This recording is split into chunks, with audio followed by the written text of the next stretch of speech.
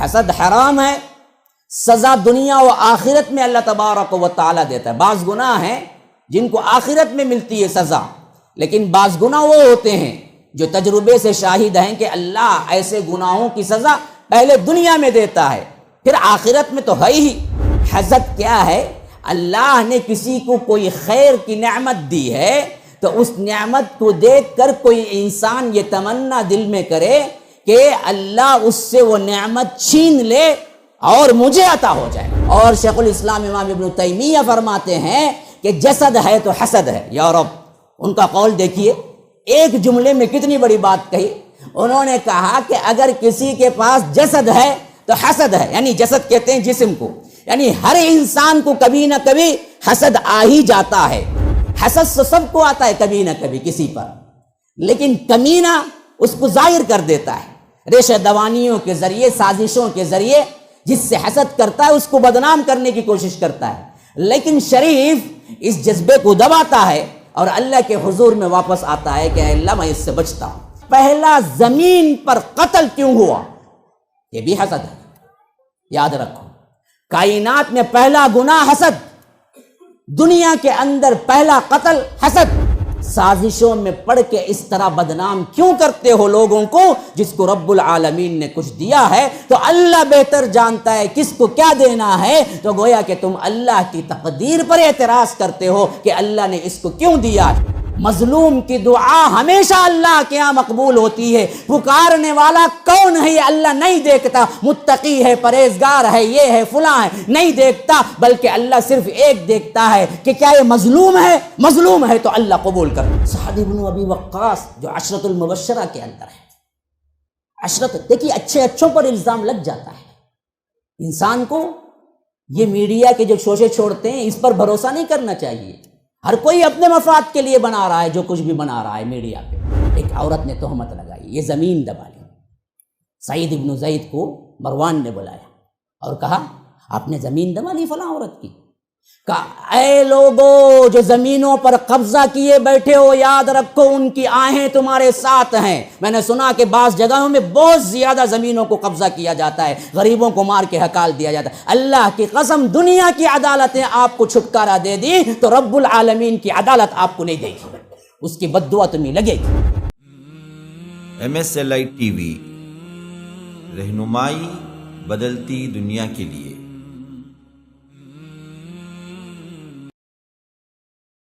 ان الحمد للہ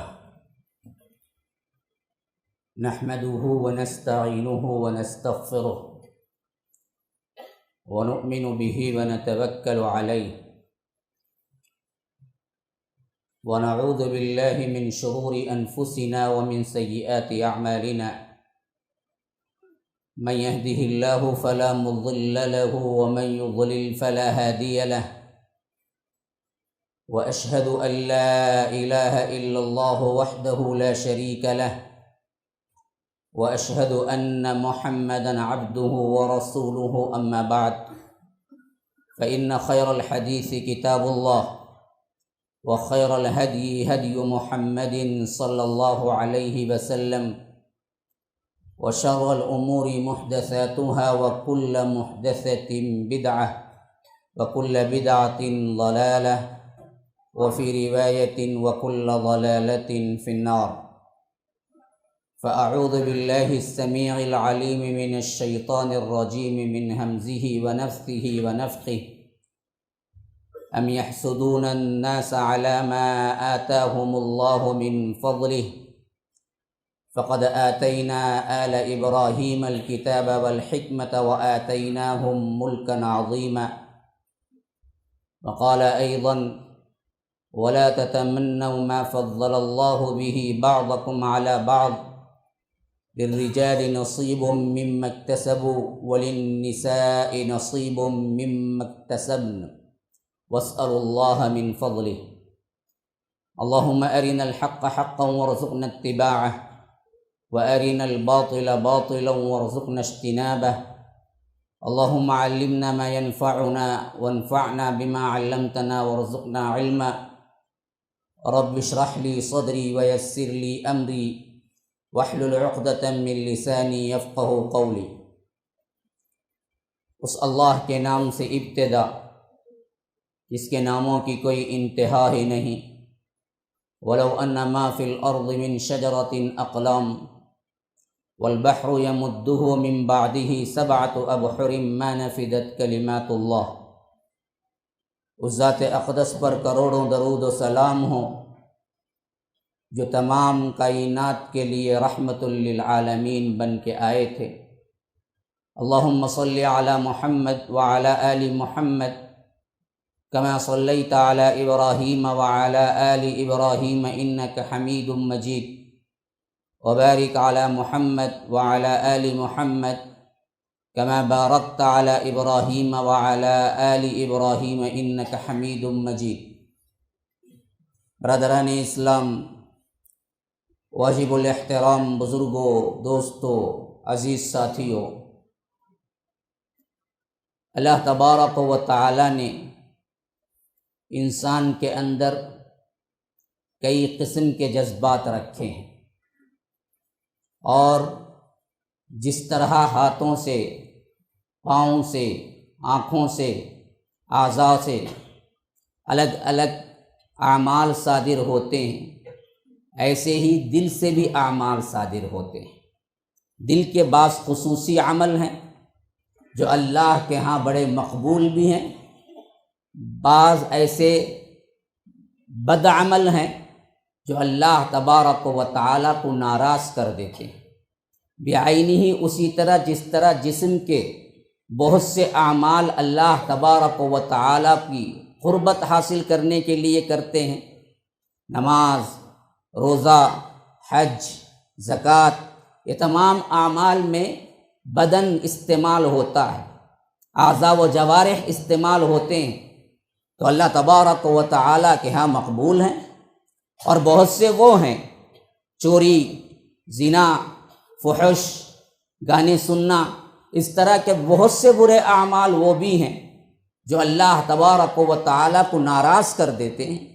بعینہ اسی طرح قلب کے بھی اعمال ہوتے ہیں، دل کے بھی اعمال ہوتے ہیں، جس کے اندر اللہ تبارک و تعالیٰ نے اچھائی بھی رکھی ہے، برائی بھی رکھی ہے، اور بعض اوقات بدنی اعمال سے زیادہ دل کے اعمال اللہ تبارک و تعالیٰ کے ہاں بہت مقبول ہوتے ہیں۔ جیسے وہ مقبول ہوتے ہیں، نیک ہوتے ہیں، تو بد ہونے پر وہ مقبوض بھی ہوتے ہیں اللہ تبارک و تعالیٰ کے ہاں، اللہ کو سب سے زیادہ غصہ بھی دلاتے ہیں۔ ایسے ہی بعض اعمال کا میں ذکر کرتا ہوں۔ دیکھیے، قلب کے اعتبار سے نیت ایک عمل ہے، آپ کے لیے نیت کا ہونا انتہائی ضروری ہے۔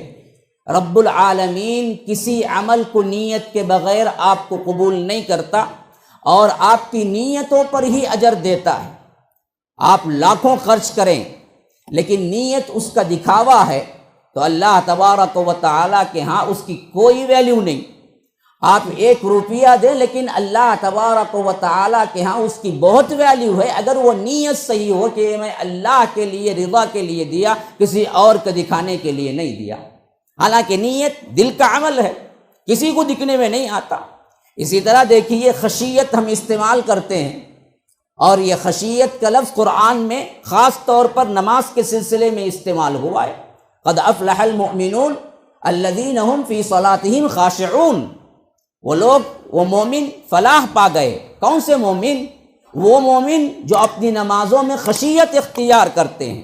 اب بظاہر نماز میں آپ خشیت کا اظہار تو نہیں کر سکتے، ہاں، وہی قیام ہوگا، وہی رکوع ہوگا، وہی سجدے ہوں گے، خشیت تو دل میں ہوتی ہے۔ دل کے اندر کی خشیت جتنی زیادہ ہوگی، رب العالمین کے ہاں وہ نماز اتنی ہی مقبولیت حاصل کرے گی۔ اسی طرح دیکھیے، ایک بہت بہترین عمل توکل ہے۔ اللہ تبارک و تعالیٰ پر توکل کے معاملے میں اس حد تک اللہ کے رسول صلی اللہ علیہ وسلم نے فرمایا، یہ وہ لوگ ہوتے ہیں جن کا اللہ پر مکمل توکل ہوتا ہے، تو اللہ تبارک و تعالیٰ کل قیامت کے دن ان 70,000 لوگوں میں شریک کر دے گا جو بغیر حساب کتاب کے جنت میں جائیں گے، بغیر حساب کتاب، صرف توکل کی بنیاد پر۔ اللہ کے رسول صلی اللہ علیہ وسلم نے فرمایا، تمہیں معلوم ہے وہ 70,000 لوگ کون ہیں؟ صحابہ بڑے پریشان تھے، آخر وہ صفات کون سے ہیں؟ بہت سی آ رہا ہے، بہت سی کیا ہے، ان کے اپنے خیالات کو رکھا۔ اللہ کے رسول نے فرمایا نہیں، وہ لوگ ہوں گے وَعَلَىٰ رَبِّهِمْ يَتَوَكَّلُونَ، اللہ پر توکل کرتے ہوں گے، ان کو اللہ تبارک و تعالی بغیر حساب و کتاب میں جنت کو بھیجے گا۔ بعینہ، یہ اچھے اعمال ہیں دلوں کے، اس کے برعکس اللہ کو ناراض کرنے والے حرام اعمال بھی ہیں جو ظاہر تو نہیں ہوتے لیکن دل میں ہوتے ہیں، جن میں کا ایک میں آپ کے سامنے کھول کے رکھنا چاہتا ہوں جو میرے ٹاپک سے ریلیٹڈ ہے، وہ حسد ہے۔ آج میری ٹاپک ہے حسد، اس کی آگ اور مظلوم کی آہ۔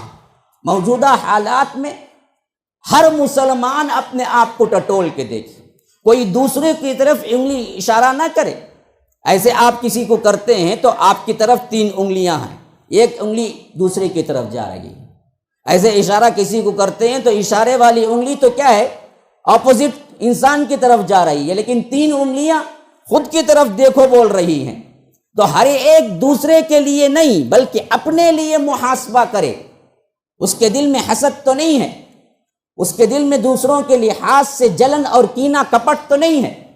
ہر انسان اگر اس طرح ٹٹولنے لگے تو یاد رکھو ہمارے اندر ایک مسلم معاشرہ اصلاح کے ساتھ پیدا ہوگا، لیکن ہم ہر کوئی کسی دوسرے کو نشانہ کرنے پر لگا ہوا ہے لیکن خود کی طرف سوچنے کو تیار نہیں ہے۔ آئیے سب سے پہلے ہم اصطلاحی طور پر، تعریفی طور پر سمجھیں گے حسد کیا ہے، کس جذبے کو کہتے ہیں، اور یہ ذہن میں رہے حسد حرام ہے، حسد حرام ہے اور اس کی سزا بہت بڑی، دنیا میں بھی آخرت میں دونوں میں ملے گی۔ حسد حرام ہے، سزا دنیا و آخرت میں اللہ تبارک و تعالیٰ دیتا ہے۔ بعض گناہ ہیں جن کو آخرت میں ملتی ہے سزا، لیکن بعض گناہ وہ ہوتے ہیں جو تجربے سے شاہد ہیں کہ اللہ ایسے گناہوں کی سزا پہلے دنیا میں دیتا ہے پھر آخرت میں تو ہے ہی۔ اور یہ اتنا بڑا معاملہ ہے، اتنی بڑی حقیقت ہے، حتیٰ کہ اللہ کے رسول صلی اللہ علیہ وسلم پر بھی خصوصی طور پر سورہ ناس اور سورہ فلق اتارا تو اس میں فرمایا کہ دیکھو حاسد کے حسد سے آپ بھی پناہ مانگے یا رب۔ اس کا جو اثر ہوتا ہے حقیقتاً انسان پر وہ اتنا کٹھن ہے، اتنا خطرناک ہے کہ اللہ تبارک و تعالی نے جناب محمد الرسول اللہ صلی اللہ علیہ وسلم تک کو فرمایا کہ آپ بھی اس سے پناہ مانگیے۔ ہاں، وَمِن شَرِّ حَاسِدٍ اِذَا حَسَدَ، ہر اس حاسد سے جب وہ حسد کرنے لگے، اس کی شر سے، اس حسد کی برائی سے اللہ میں پناہ میں آتا ہوں، کیونکہ ایک تو وہ برائی آتی بھی ہے، دوسرے کو نقصان پہنچاتی بھی ہے اور حاسد کو بھی نہیں چھوڑتی۔ حتیٰ کہ اسلاف کے جملے بڑے پیارے ہیں، کہتے ہیں کہ جو حسد کرنے والا ہے اس حسد کرنے والے کو جہنم تو بعد میں ملے گی لیکن اللہ اس کی دنیا بھی جہنم بنا دیتے ہیں۔ جو حسد کرنے والا ہے اس کے لیے آخرت میں تو جہنم ملے گی، لیکن حسد کرنے کی اس صفت کی وجہ سے یاد رکھو اس کی دنیا بھی جہنم بن چکی ہوتی ہے۔ ہمیشہ پریشان حال ہوتا ہے کہ کس کو ستائے، کس کو کیا ہے۔ اللہ تبارک و تعالی نے جس کو بھی جو نعمت دی ہے اس پر جلے اور اسے کینہ کپٹ اپنے دل میں رکھے، کبھی پرسکون نہیں ہوتا، اپنی زندگی جہنم بنا لیا ہوتا ہے۔ تو حسد کا اصل معنی کیا ہے؟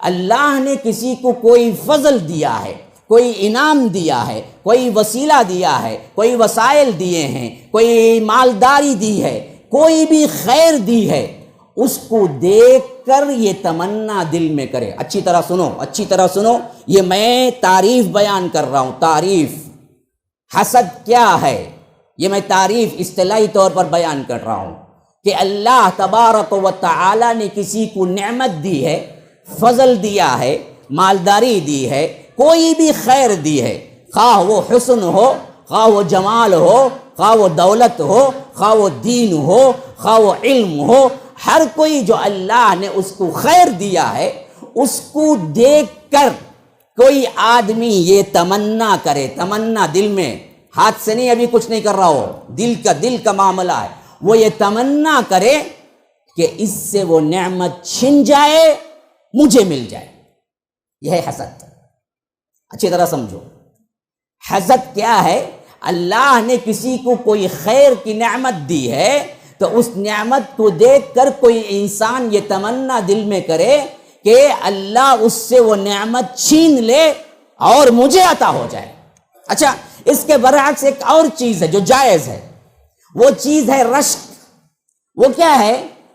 آدمی کسی خیر کو دیکھ کر، اللہ نے کسی پر انعام کیا ہے، اس انعام کو دیکھ کر، اللہ نے کسی کو فضل کیا ہے، اس فضل کو دیکھ کر آدمی اپنے دل میں تمنا کرے کہ اے اللہ اس کو اور بڑا، اس فضل کو، اس نعمت کو اے اللہ اسے اور دے، لیکن اے اللہ تو سب کو دینے والا ہے، وہ نعمت مجھے بھی دے، وہ نعمت مجھے بھی دے، میرے پاس نہیں ہے۔ یہ رشک ہے، یہ جائز ہے۔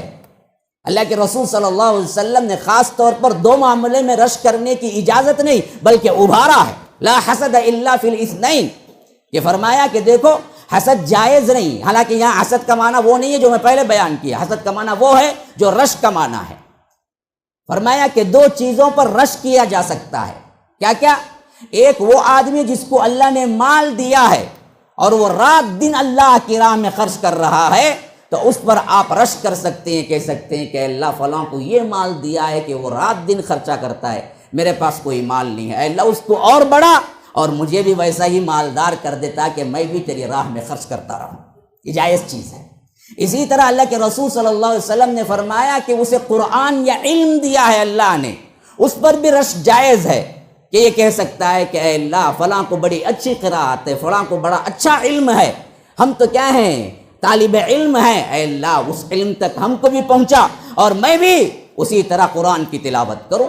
تو ایک تو وہ تمنا ہے جس میں اس کے لیے دعا ہے اور ساتھ میں میرے لیے بھی، اپنے لیے بھی دعا ہے، لیکن دوسرا برعکس حسد کیا ہے کہ بد دعا ہے کہ اے اللہ اس سے چھین لے۔ یہاں تک ایک درجہ ہے حسد کا، یعنی کسی کی نعمت کو یا کسی کے فضل کو، کسی کے خیر کو یہ سوچے کہ اللہ اس سے چھین لے، یہ حسد کا پہلا درجہ ہے، کم درجہ ہے۔ اس سے بھی سخت ترین درجہ وہ ہے جس میں وہ تمنا کرے کہ اس سے چھین لے اور مجھے عطا ہو جائے۔ مثلا کسی کو آپ نے دیکھا کوئی اچھا سا کیا ہے لباس پہنے ہوئے ہے، آپ کے پاس اس کی شکت نہیں ہے اور آپ کے دل سے آہ نکل رہی ہے کہ اے اللہ اس کو غارت کر دے، اس کو اسے حیثیت میں نہ رکھ کے یہ اچھا لباس پہن سکے اور ساتھ میں مجھے عطا ہو جائے۔ یہ نمبر دو، اس سے سخت ترین جس میں آپ نے صرف یہ تمنا کیا کہ اس سے نعمت چھن جائے، اس سے بدترین حسد نعمت چھن جائے مجھے مل جائے، اس سے بھی بدترین، اس سخت ترین ہے، اور اس سے زیادہ سخت ترین درندے کے پاس بھی نہیں ہے۔ یاد رکھو وہ حسد ہے جس میں بندہ کیا کرے، یہ تو تمنا کرے کہ اللہ اس کو چھین لے اس نعمت کو اور وہ نعمت مجھے عطا ہو جائے، اور ساتھ میں ریشہ دوانیاں ہاتھ پاؤں کا استعمال کر کے سازشیں کر کے چھیننے کی کوشش کرے۔ یہ انتہا ہے، انتہا ہے، انتہا ہے جو انسان نہیں حیوانوں کی صفات میں آتا ہے۔ یاد رکھو یہ انتہا، آج اسی انتہا پہ کھڑے ہوئے، اسی انتہا پہ ہمارے لوگ کام کریں۔ مسلمان جس کو اللہ کے رسول نے فرمایا ایمان اور حسد ایک جگہ جمع نہیں ہو سکتے، لیکن حالت ہماری یہ ہے کہ ہر ایماندار آج ہمارے معاملے میں حسد کا معاملہ بالکل عیاں نظر آتا ہے کہ کوئی انسان ایسا نہیں ہے جس کو حسد نہ آتا ہو۔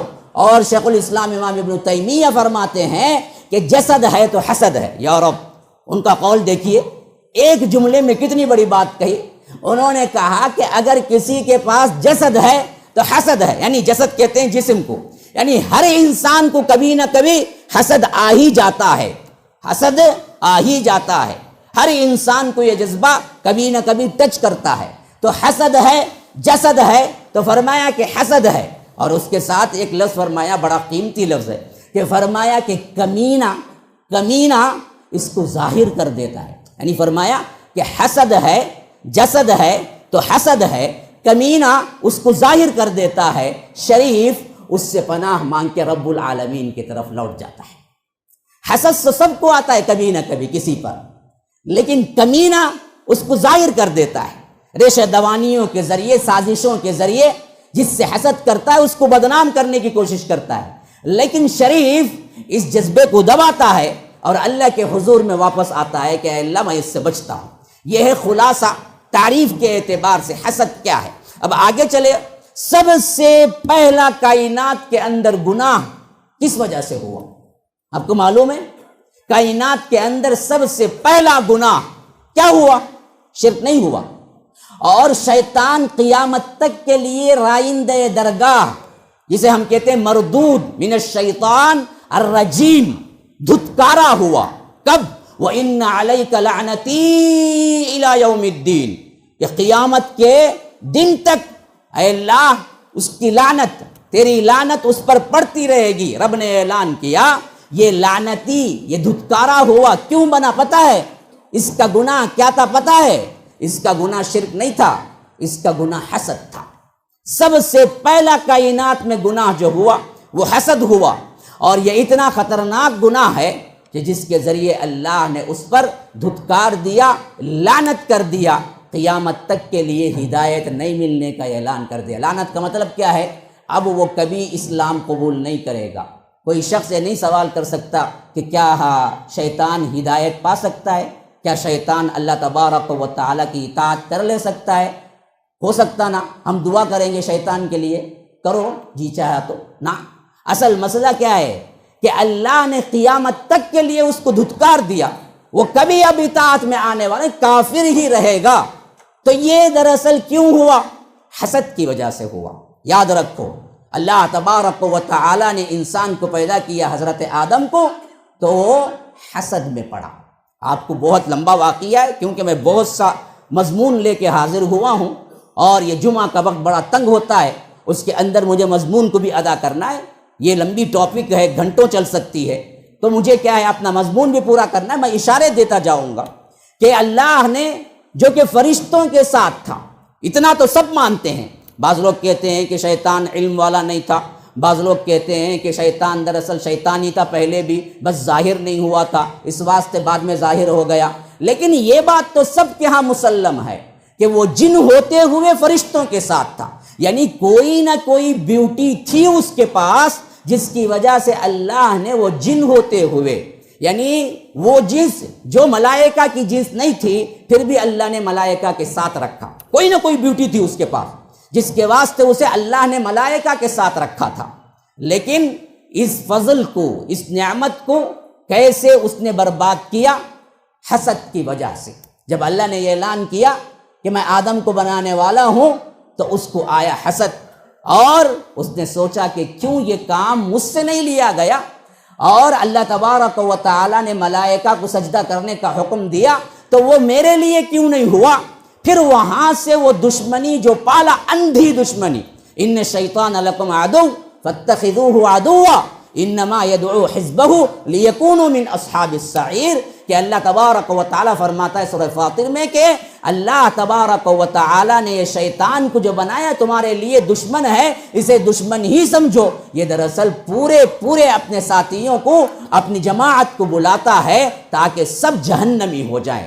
میں جہنم میں گیا، تم سب بھی جہنم میں جاؤ۔ میں نے حسد کیا، حسد کی بنیاد پر رائندہ درگاہ ہوا اور مجھے دھتکارا گیا، تم سب بھی حسد کی آگ میں پڑو اور تم سب بھی جہنم میں جاؤ۔ اس واسطے حسد کے جذبات کو ابھارتا ہے کہ دیکھو فلاں کیسا اچھا ہے، فلاں کیا ہے اس کے پاس یہ بیوٹی ہے، فلاں دیکھو تمہارے سے آگے نکل گیا ہے، فلاں دیکھو تمہارے ہی ساتھ پڑا تھا لیکن اللہ نے اسے کیا کیا نعمتیں دی ہیں، فلاں دیکھو ایسا ہے، فلاں دیکھو ایسا ہے۔ پھر اس کے خلاف ایک تو چاہتا یہ ہے کہ اللہ اس کی نعمت کو چھین لے اور اس کو عطا کر دے، یا اس سے آگے چل کر کوئی چاہتا ہے کہ اگر اللہ نہیں چھینے تو ہم چھینیں گے، ہم چھینیں گے۔ اس کے واقعات میں آگے لاؤں گا، کیسے کیسے بھائیوں کے اندر تک حسد گھروں کو برباد کر دیتا ہے۔ السلام علیکم ورحمۃ اللہ وبرکاتہ۔ الحمدللہ رب العالمین والعاقبۃ للمتقین والصلاۃ والسلام علی رسولہ الکریم۔ میں شیخ عبدالسلام عمری مدنی، امیر جمعیت اہل حدیث چنئی، آج 12 دسمبر 2021 کو مرکز السلام لنشر الاسلام کی نگرانی میں جو مسجد بن رہی ہے، یہ ground floor, first floor, second floor مسجد بن رہی ہے۔ کافی حصہ اس میں عورتوں کے لیے ہے، میں نے اس کی زیارت کی۔ کافی سٹینڈرڈ کام ہو رہا ہے، بہت اچھا کام ہو رہا ہے، ماربل لگے ہوئے ہیں اور انٹیریئر ڈیزائننگ ہو رہی ہے، ماشاءاللہ بڑی خوشی ہوئی ان کے خدمات سے۔ میری دعا ہے کہ اللہ تعالیٰ اس میں جنہوں نے مدد کی ہے، جو تعاون کیا ہے، جو نگرانی کر رہے ہیں، سب اللہ تعالیٰ ان کو بہترین بدلہ دنیا و آخرت میں عطا کرے۔ کافی کام باقی ہے، اسی لیے میرے سارے بھائیوں بہنوں سے میں گزارش کرتا ہوں کہ ضرور اس میں اور تعاون کریں حتیٰ کہ کام پورا ہو جائے۔ اور میری امید ہے اور میرے اللہ سے دعا ہے کہ مرکز انشاءاللہ آئندہ آنے والی نسلوں تک دین کے لیے، توحید کے لیے ایک سینٹر قائم ہوگا، اس سے فائدہ ہوگا۔ میری دعا ہے کہ اللہ تعالیٰ ان کی خدمات کو قبول فرمائیں، آمین۔ السلام علیکم ورحمۃ اللہ وبرکاتہ۔ تو سب سے پہلا گناہ جو ہوا وہ حسد کی آڑ میں، پہلا گناہ حسد، اور شیطان اس حسد کا شکار ہوا۔ اس نے کہا، اللہ تبارک و تعالی نے پوچھا، آخر تجھے سجدہ کرنے سے کون مانے، کون تجھے روکا؟ ما منعک ان تسجد لما خلقت بیدی، میں نے دونوں ہاتھوں سے جس کو بنایا اس کو سجدہ کرنے سے کس چیز نے تجھے انکار کیا؟ تو اس نے کہا کہ انا خیر من، دیکھو میں اس سے بہتر ہوں آدم سے، خلقتنی من نار وخلقتہ من طین، تو نے مجھے آگ سے پیدا کیا، آدم کو مٹی سے پیدا کیا، آگ اوپر اٹھتی ہے مٹی نیچے ہوتی ہے، تو میں افضل ٹھہرا، تو نے یہ پوزیشن آدم کو کیوں دی؟ تو اللہ تبارک و تعالیٰ کو بے انتہا غصہ آیا، فرمایا کہ انت تکبر فیہا، میرے ہاں رہتے ہوئے جو فخر کرتا ہے، تکبر کرتا ہے، حسد کرتا ہے، فخرج، نکل جا یہاں سے، انک من الصاغرین، تو ہمیشہ ذلیل و خوار ہو کر ہی رہے گا۔ یاد رکھو یہی انجام سب کا بھی ہے۔ جتنے لوگ حسد کی وجہ سے سازشیں کرتے ہیں اور اس سازش کا شکار اگر محسود ہوتا بھی ہے تو یاد رکھو حاسد بچ نہیں سکتا اس انجام سے۔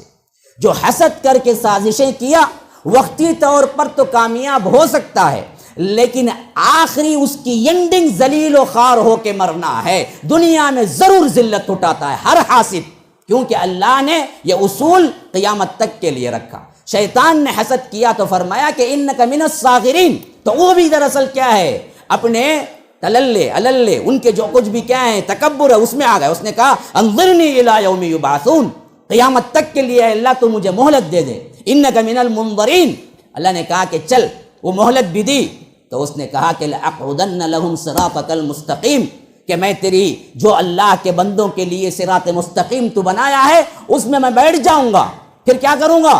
ثم لآتینہم من بین ایدیہم ومن خلفہم وعن ایمانہم وعن شمائلہم ولا تجد اکثرہم شاکرین، کہ میں آگے سے بہکاؤں گا، پیچھے سے بہکاؤں گا، دائیں سے بہکاؤں گا، بائیں سے بہکاؤں گا، ہر طرف سے اس کو بہکا کر یہاں تک کر کے چھوڑوں گا یعنی انسانوں کو، ولا تجد اکثرہم شاکرین، ان بندوں میں سے بہت کم ہی لوگ تیرے شکر گزار ہوں گے۔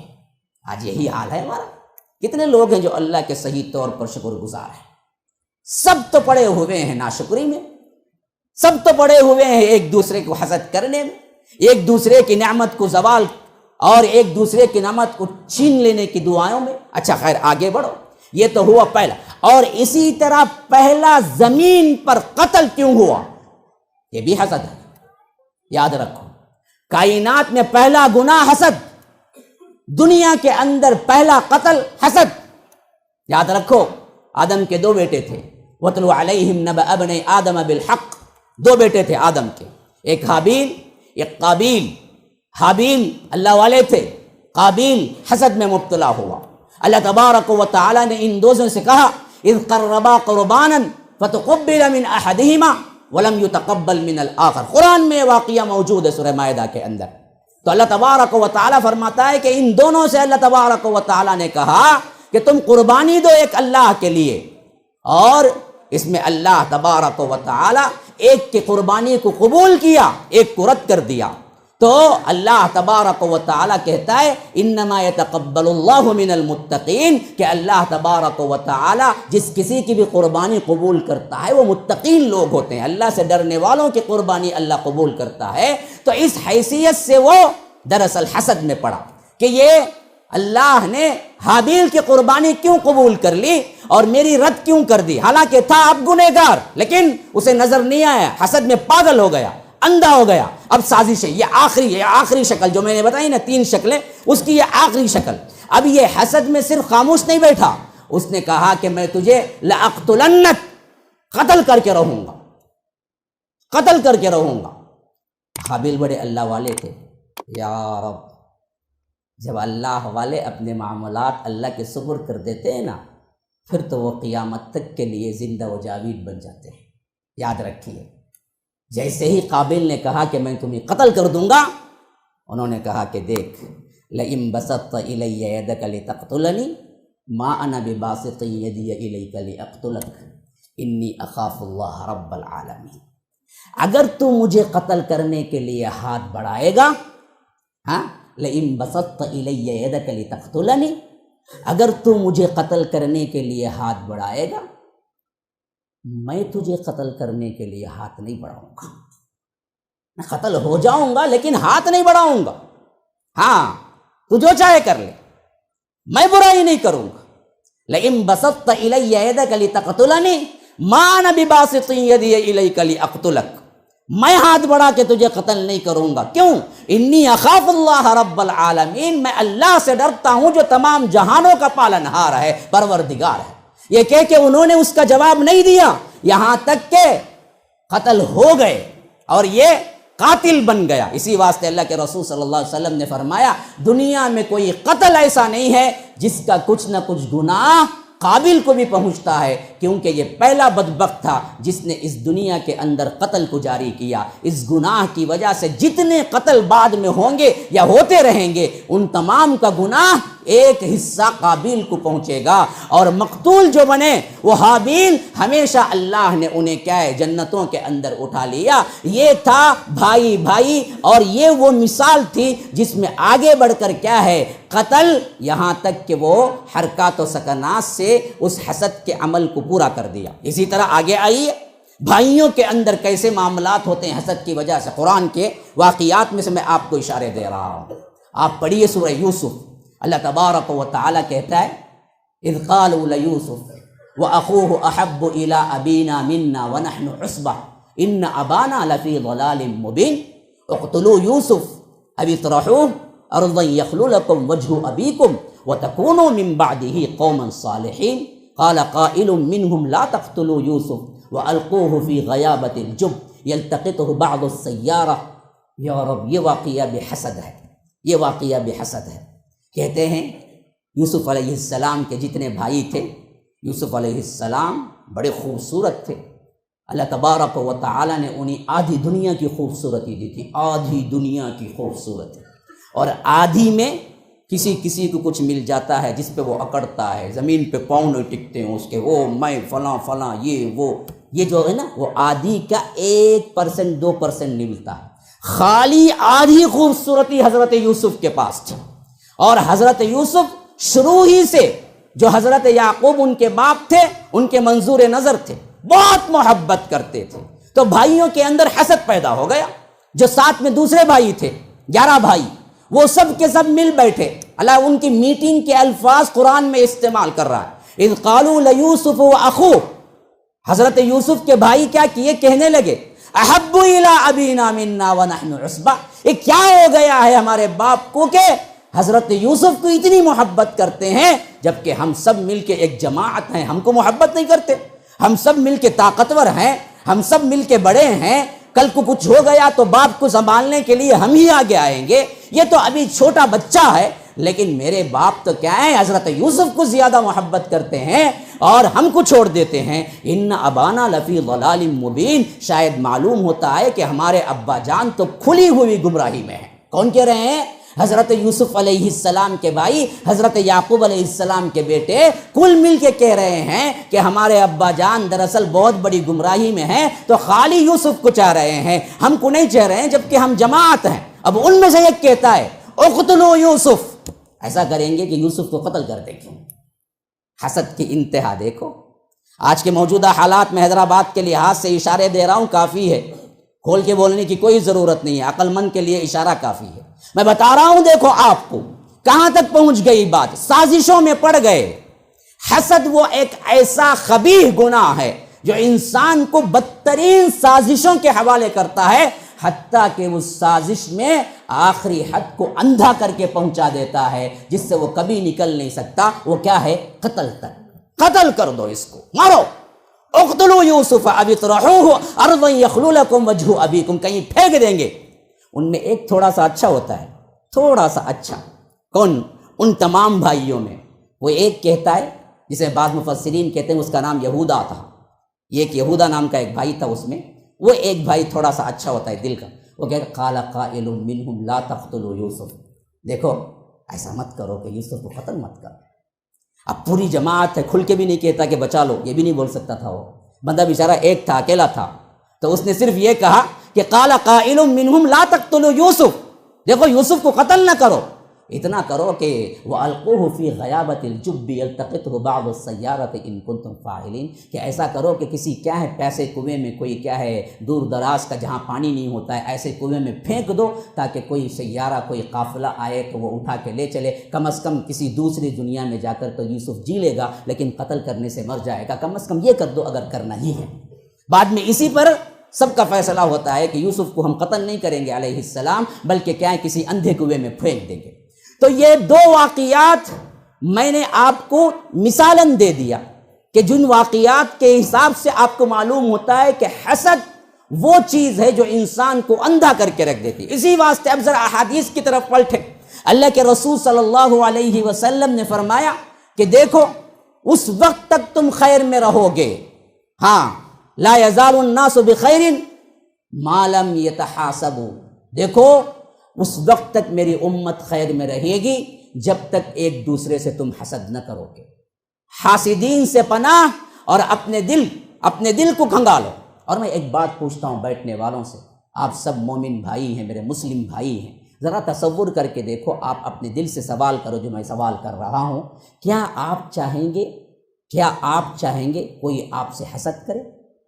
کیا آپ چاہیں گے آپ اپنے آپ چاہیں گے کہ کوئی دوسرا آپ سے حسد کرے؟ جب آپ اپنے لیے پسند نہیں کرتے کہ کوئی آپ سے حسد کرے تو آپ کسی دوسرے سے کیوں حسد کرتے ہو؟ کیوں کوئی نعمت کو اگر اللہ نے اس کو دیا ہے تو چاہتے ہو کہ وہ نعمت اس سے چھن جائے؟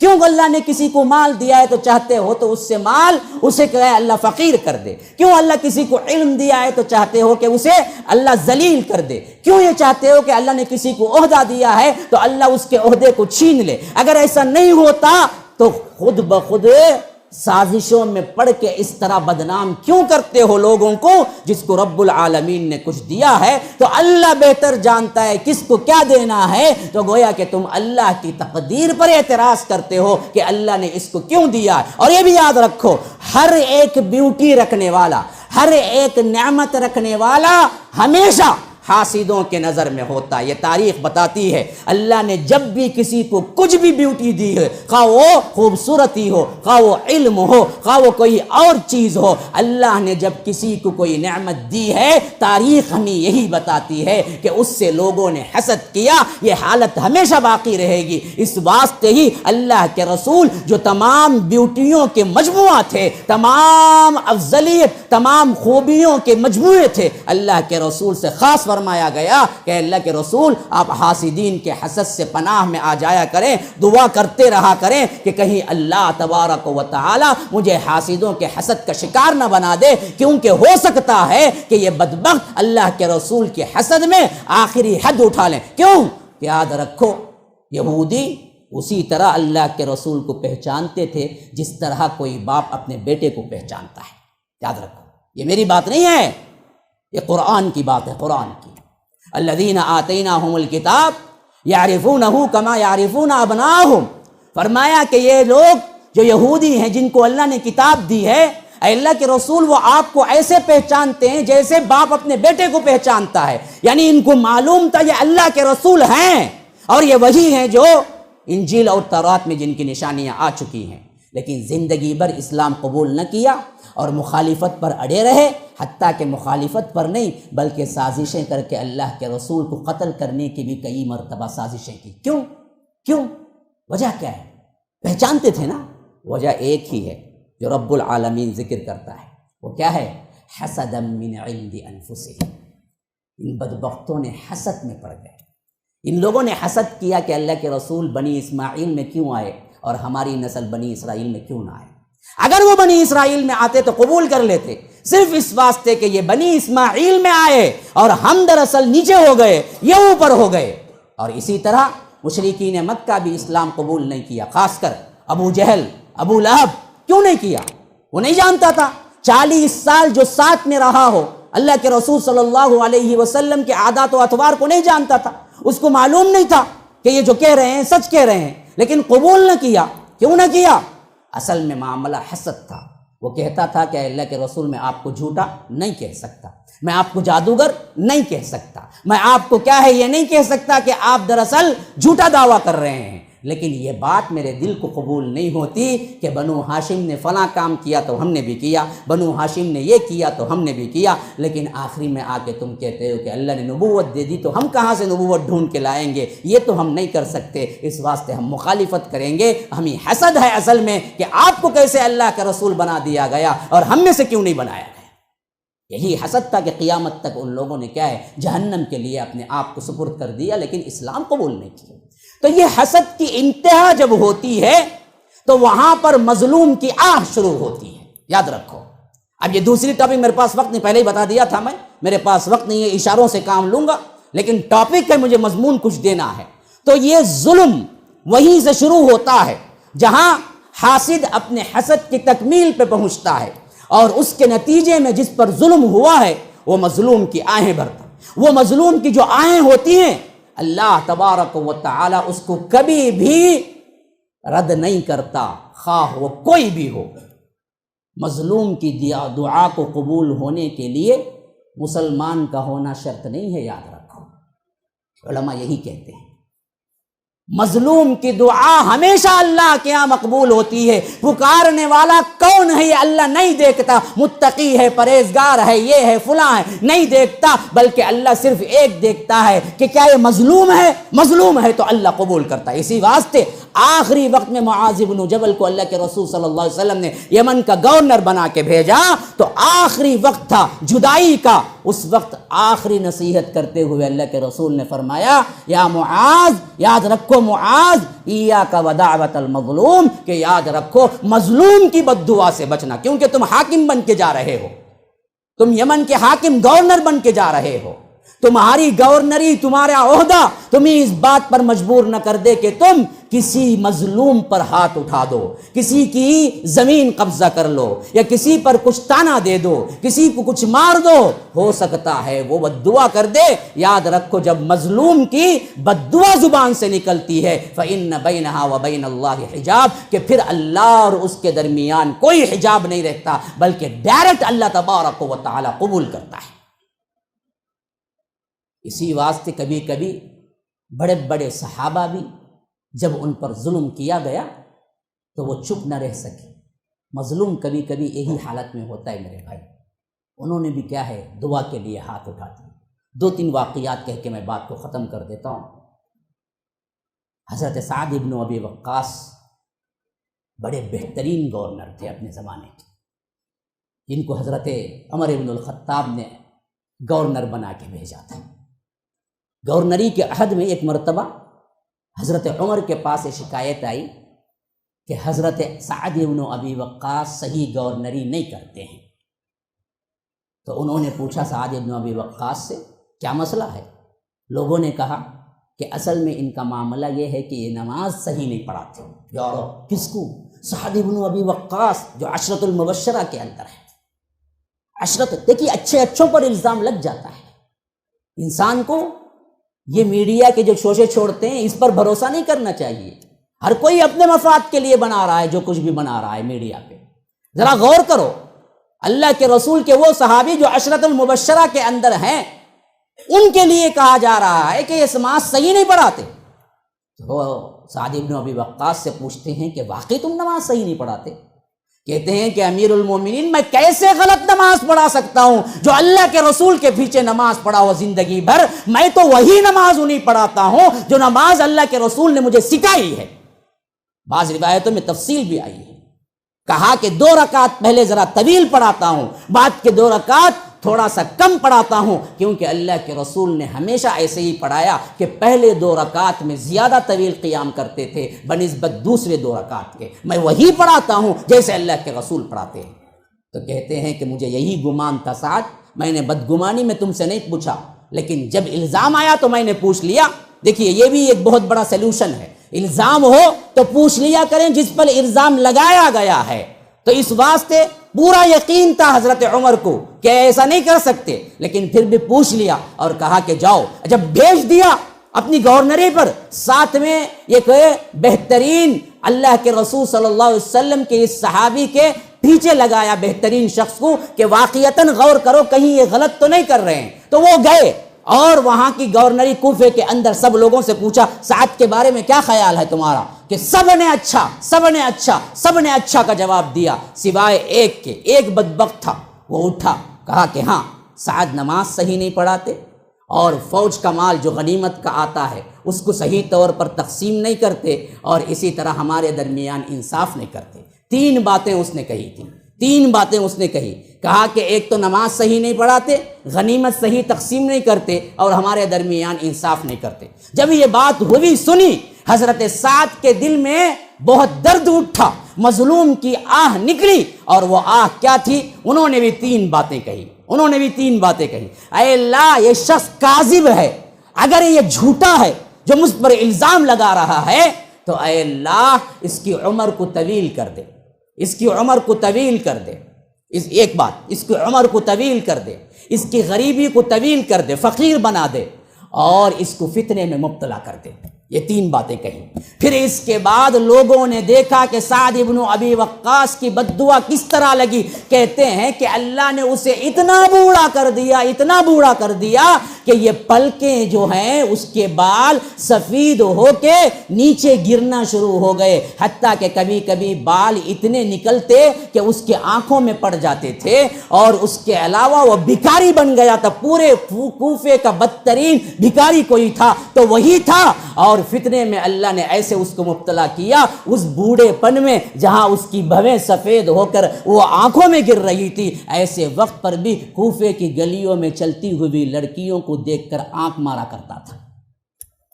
ایسا اللہ نے اسے ذلیل کر کے مارا۔ اسی طرح سعید ابن زید عشرۃ المبشرہ میں سے ہے۔ مروان جب حاکم تھے مدینے کے، ایک عورت نے دعویٰ کیا کہ زمین انہوں نے قبضہ کر لی میری۔ مروان نے بلایا سعید ابن زید عشرۃ المبشرہ، ہاں یہ صحابی بھی عشرۃ المبشرہ کے۔